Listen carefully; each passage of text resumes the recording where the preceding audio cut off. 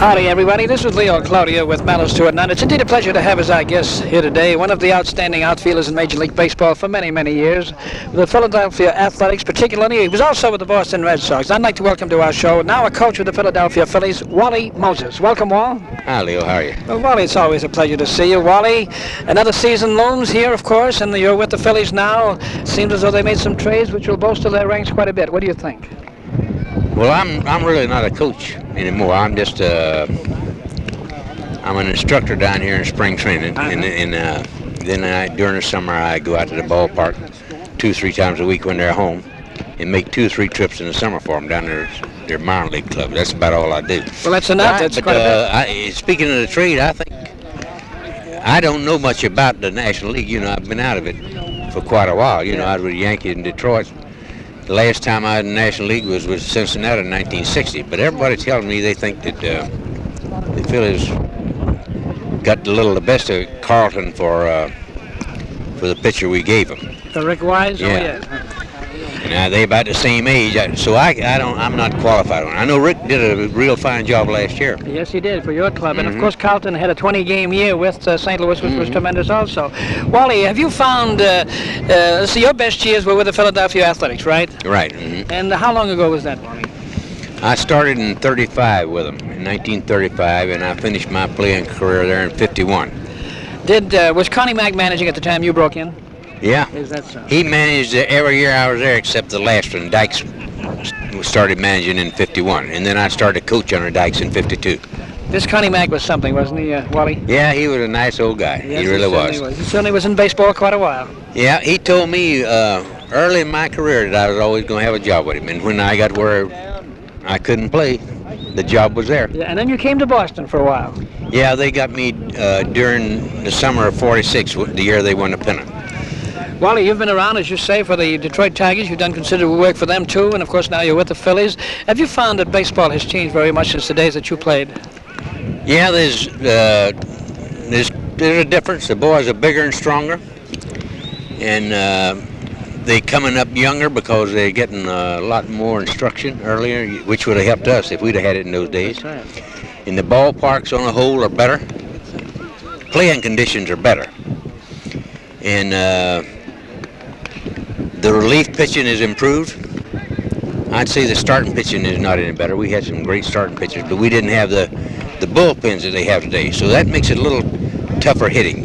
Night ball and a better defense and a better relief pitching, it makes it a little tougher on the hitter than when I played, a little bit. There's no doubt, but it certainly must have. Wally, you had some tremendous years. What probably is the best year you had in the majors? 1937, I think. I didn't hit for my highest average, but all around I had a better year because I had 85 extra base hits that year. What is the best batting year you've had?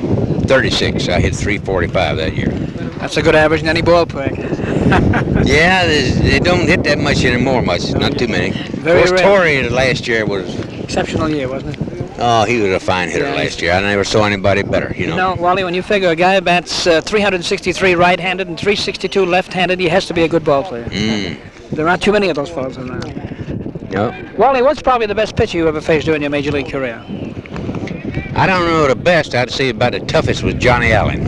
Is that so? Formerly with the Cleveland Indians and the Yankees. Yankees, that's right. Is that so? He was tough to hit. Well, what made him tough? His fastball. His fastball felt like a ton of brick when you hit it. He really threw a heavy ball.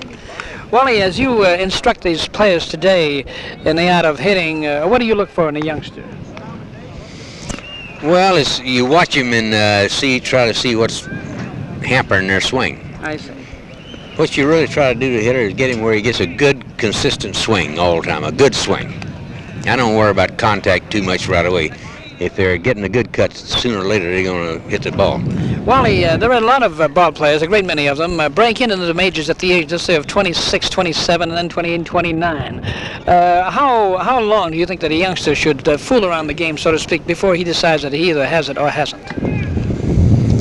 Well, with different people, it's different. That's just what I was going to say.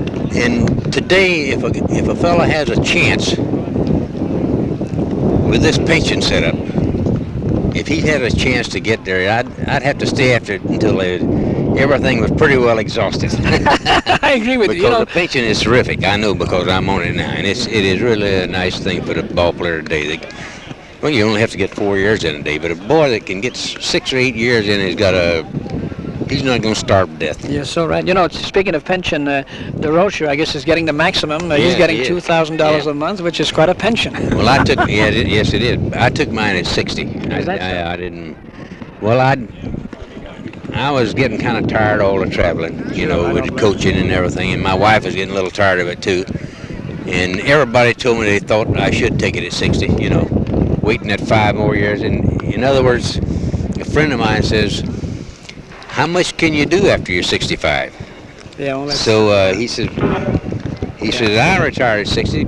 He said, because you can still do things, but if you wait till you're 65, 70, you're not going to want to go anywhere or do anything. Yeah, you may lose that urge. That's right. And I'm still doing enough the job I have that I've got something that interests me, That's wonderful, because you certainly look very young. You look as though you could play right now. No, I can't. It's all gone, but I feel good. Wally, the other thing I was going to ask you, the question, you mentioned there was been some changes. Of course, the other big change is in the salaries, isn't it? Yeah, they're making, well, that's in everything. Yeah, that's true. Yeah. Well, the dollar's just not worth it much anymore, Well, Wally, it certainly has been a pleasure talking to you here today, and I certainly want to thank you, and I want to wish you worlds of luck and good health for many, many years to come. Thanks. Nice seeing you again. Thank you, Wally. This was an interview with Wally Moses, the former Philadelphia Athletic Boston Red Sox outfield great. Now an instructor with the Philadelphia Phillies here at spring training in Clearwater, Florida. Until tomorrow at the same time, Leo Cloutier, good day.